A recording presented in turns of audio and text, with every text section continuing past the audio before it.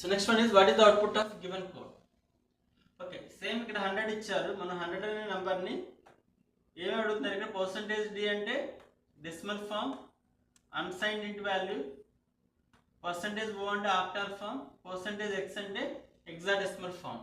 Okay, so 100 ని decimal form లో వస్తుంది 100 వస్తుంది, అన్సైన్డ్ ఇంట్ అంటే 100 వస్తుంది, ఇక్కడ 100 ప్రింట్ అవుతుంది 100 ప్రింట్ అవుతుంది.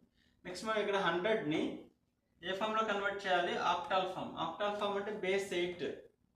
సో 1 times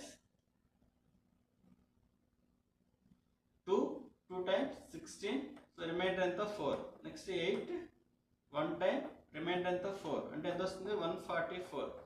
సో 100 మనం ఆక్టల్ ఫామ్ లో రిప్రజెంట్ చేస్తే వాల్యూ వస్తుంది 144 వస్తుంది.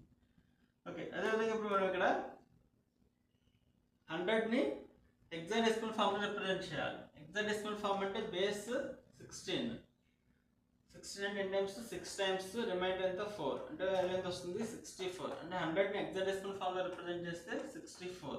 అంటే ఈ కోడ్ రన్ చేస్తే ఈ అవుట్పుట్ వస్తుంది.